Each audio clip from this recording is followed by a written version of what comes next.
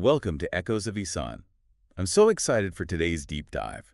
We're going to be looking at some fascinating material. You shared some excerpts from Sahih Muslim, Yes, Book 39, that's right. and it's all about the descriptions of Judgment Day, paradise, and hell. It's an incredibly vivid book, and it offers a really powerful glimpse into Islamic beliefs about the afterlife. It's a topic that has fascinated Muslims for centuries, and for good reason. I mean, it really speaks to our deepest hopes, our fears, and ultimately it guides our actions in this life. Yeah, absolutely. Mm. I am so ready to unpack this, and I know our listeners are too. One of the first things that really struck me, like as I was reading this, was this hadith where a Jewish scholar Oh, wow. describes Allah holding all of creation Yeah. on one finger. Yeah. The heavens, the earth, everything, just like It's mind-blowing. it's mind-blowing. Yeah. It's incredible. That's Hadith 6699. It's such a powerful image, isn't it? To think that, the entirety of existence, with all its complexity and vastness, could be held on a single finger of Allah. I mean, it really does speak to the absolute power and dominion of Allah Right. over everything. This is a concept that's so central to Islamic theology. It's both awe-inspiring and humbling at the same time. You know what I thought was really interesting too? Is that the Prophet's reaction to this statement. He smiled. Yes, that detail is mentioned in Hadith 6700. And the Prophet's smile, of course, is open to interpretation. Right. Some scholars see it as a confirmation of the scholar's statement, a sign of agreement, but others suggest it might also be an acknowledgement of the awe-inspiring nature of such power, a kind of subhanallah moment, you know? Yeah. Glory be to God. Can you imagine being present in that moment Yeah. and witnessing the Prophet's reaction to this profound statement? It gives me chills just thinking about it. It's almost like, when you try to grasp the vastness of the universe, Yeah. it's beautiful, but completely beyond our comprehension. Exactly. And that theme of Allah's just overwhelming might is further emphasized in the imagery used to describe Judgment Day. You're referring to those hadiths where Allah is depicted as holding the heavens and the earth in his hands. Exactly. On that momentous day, Hadith 6703 through 6706. Yeah. They paint this very vivid picture. It's like a king holding court, but on a cosmic scale. Imagine like all of creation just assembled before Allah, Right. awaiting judgment. I mean, this imagery makes the concept of divine judgment so tangible, very real, immediate. It's not some abstract theological concept. It's a visceral experience. And there's that incredible detail in Hadith 6705 where the Prophet's pointed.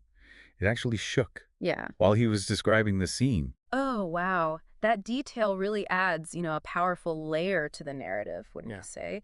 It's as if the very world was reacting to the weight of what the Prophet was saying, the gravity of the message.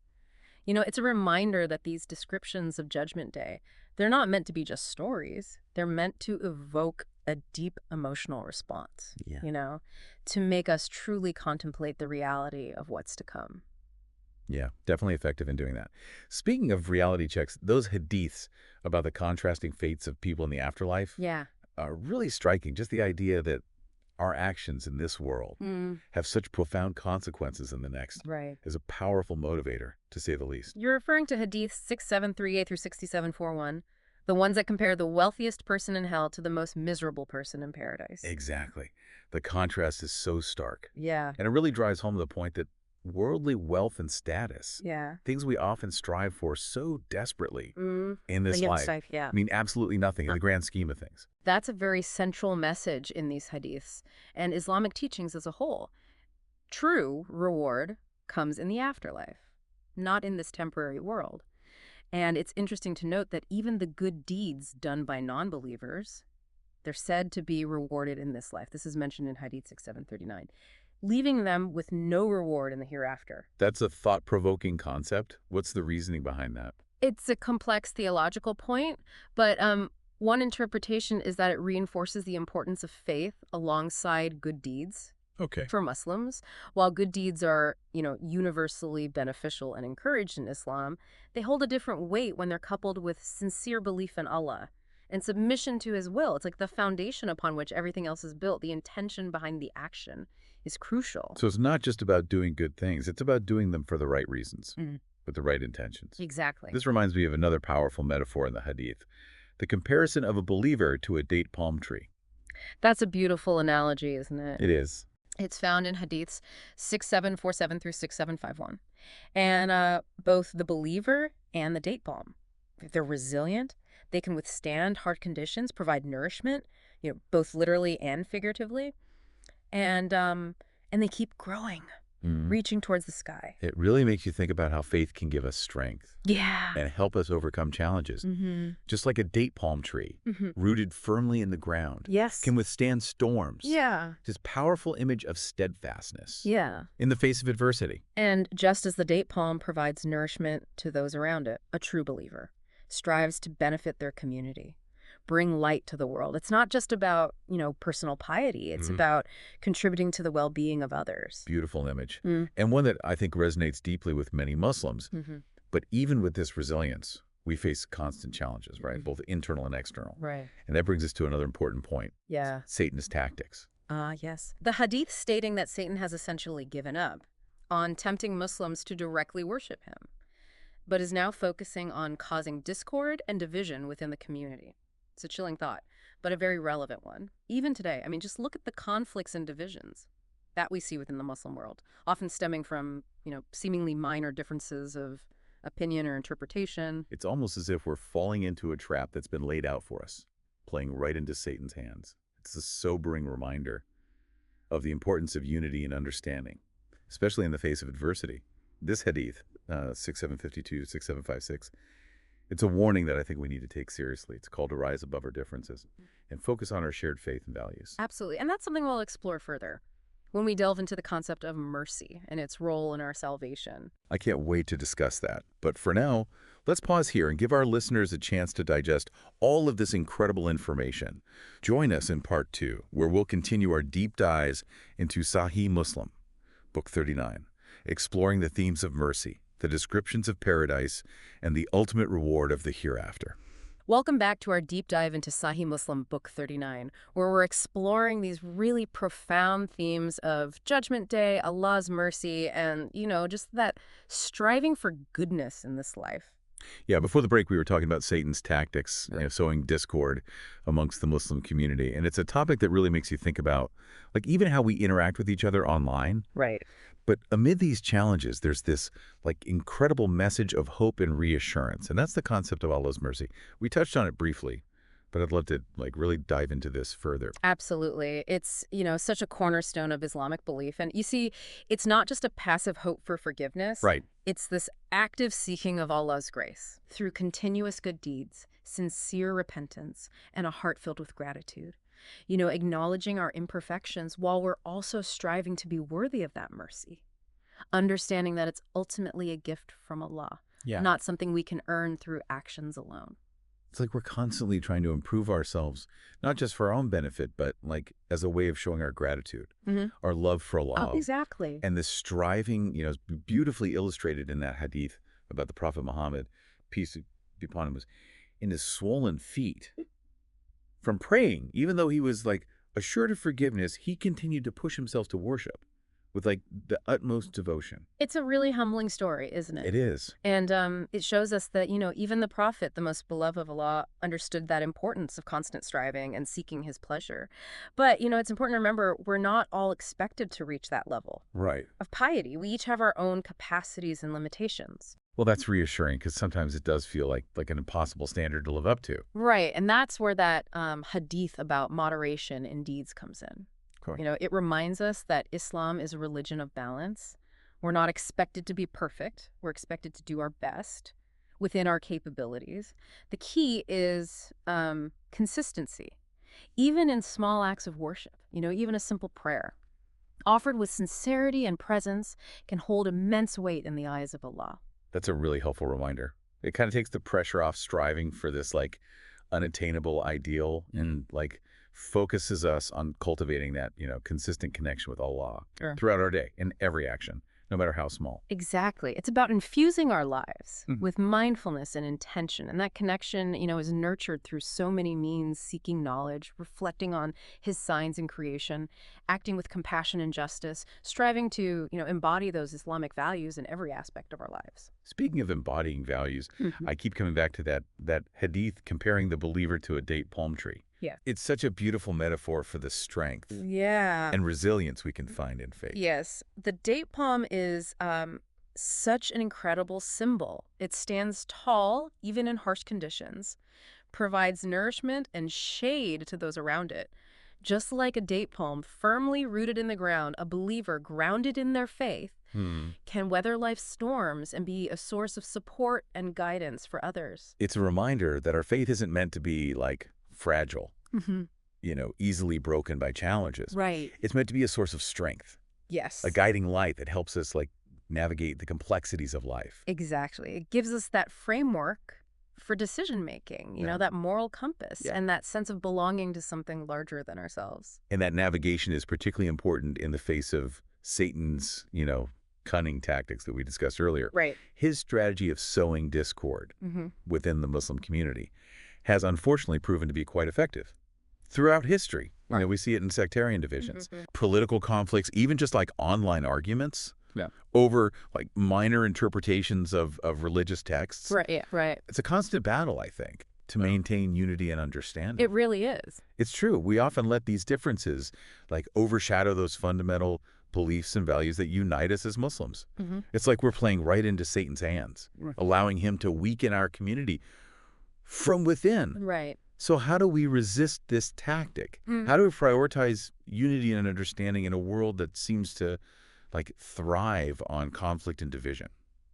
That's a really complex question. And, there are no easy answers. Yeah. But I think one really crucial step is remembering that hadith about Allah holding all of creation in his hand. It's a reminder of his absolute power and dominion over everything, including our petty squabbles and disagreements. It's like putting our differences into perspective. Yeah. They seem so insignificant in the face of like Allah's grandeur and like the vastness of his creation. Exactly. Yeah. And that perspective shift, I think it can help us approach disagreements with humility and a willingness to listen and understand. Instead of fixating on what divides us, we can try to find common ground. Right. Building bridges of compassion and empathy. We can choose to focus on our shared humanity and our common goal of seeking Allah's pleasure.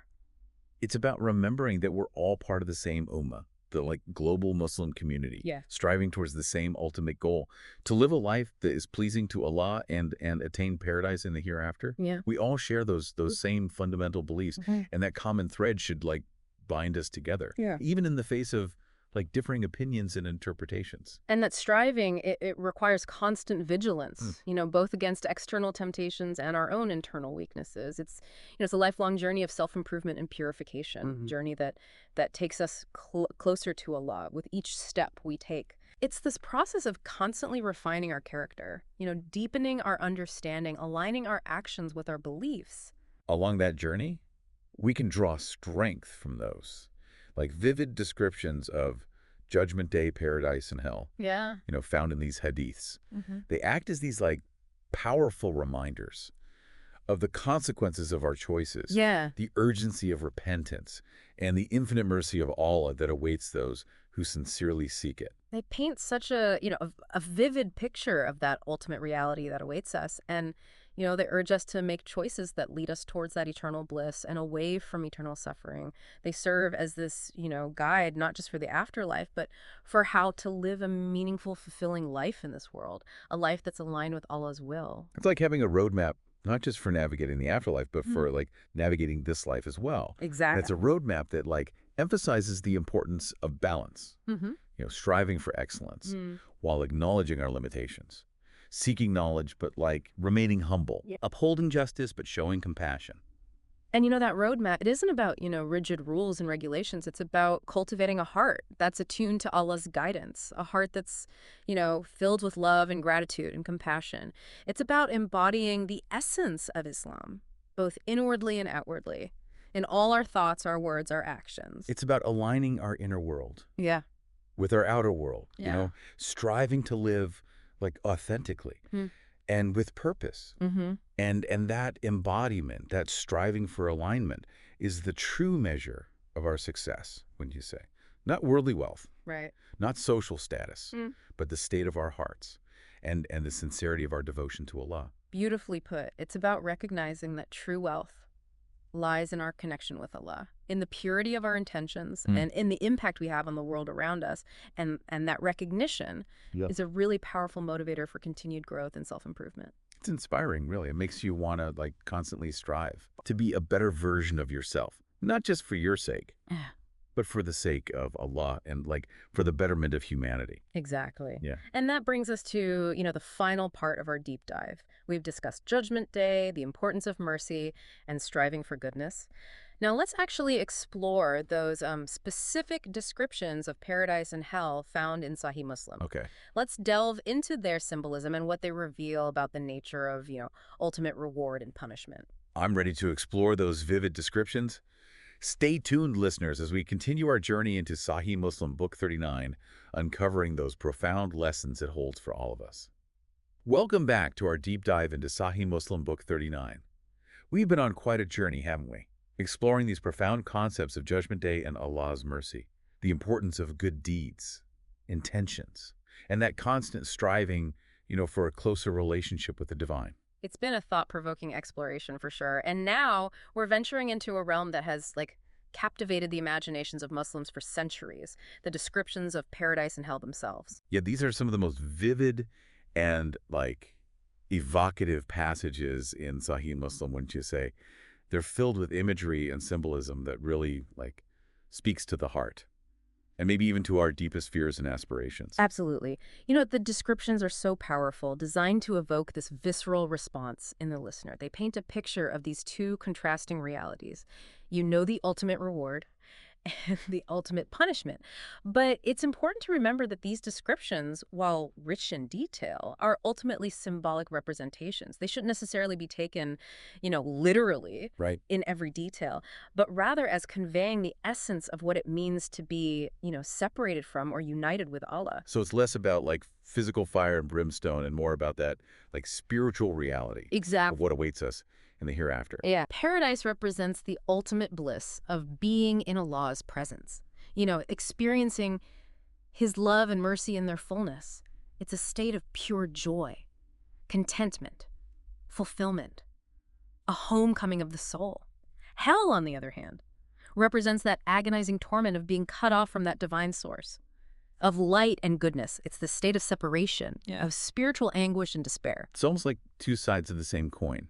One reflecting pure joy and fulfillment. The other reflecting utter despair. And emptiness. A very apt analogy. And those contrasting realities are further emphasized in those specific details mentioned in the Hadith. For example, in Hadith 67:10, paradise is described as this feast, where the earth itself becomes a single bread, seasoned with the most delicious flavors. It's this image of unimaginable abundance, of being completely provided for, not just materially, but spiritually as well. Every need, every desire is fulfilled in paradise. It's like the ultimate expression of Allah's generosity and care for His creation. Just a manifestation of His boundless love and mercy. Precisely. And contrasting that, there are the descriptions of hell as a place of intense heat and suffering. Some hadiths describe it as having, layers, with each level representing a different degree of punishment, reflecting the severity of the transgressions committed in this life. Oh, wow. It's a chilling image, this descending spiral of darkness, each level further removed from Allah's light and mercy. It's a stark reminder of the gravity of our choices in this life. The weight of our actions and the impact they have on our eternal fate. But it's important to emphasize that the purpose of these descriptions isn't to instill fear and terror in people's hearts. It's not about scaring people into submission. So it's not about fire and brimstone preaching. No, not at all. It's about awakening people to the reality of the afterlife, to make them truly aware of the consequences of their choices, and to inspire them to choose that path that leads to paradise, to a state of eternal bliss and closeness to Allah.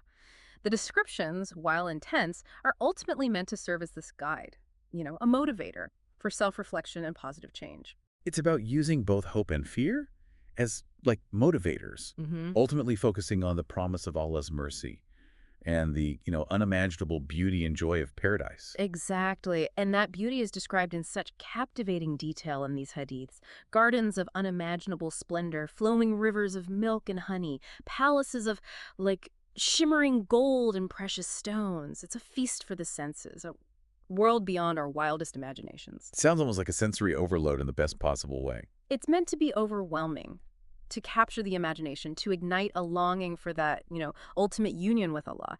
But the Hadiths also emphasize that the delights of paradise aren't just physical or material. They are spiritual as well. In what way? Well, imagine a state of being where you are completely free from all worries and anxieties, where there is no pain, no sorrow, no fear.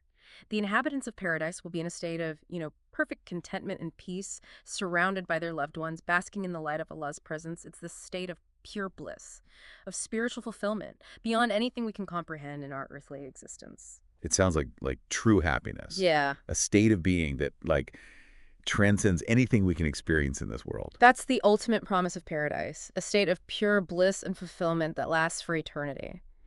And it's a promise that should motivate us to live our lives in accordance with Allah's will.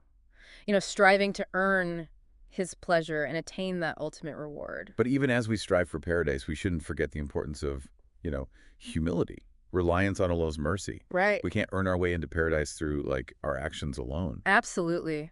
Remember, even the Prophet Muhammad, peace be upon him, acknowledged that he wouldn't enter paradise by his deeds alone.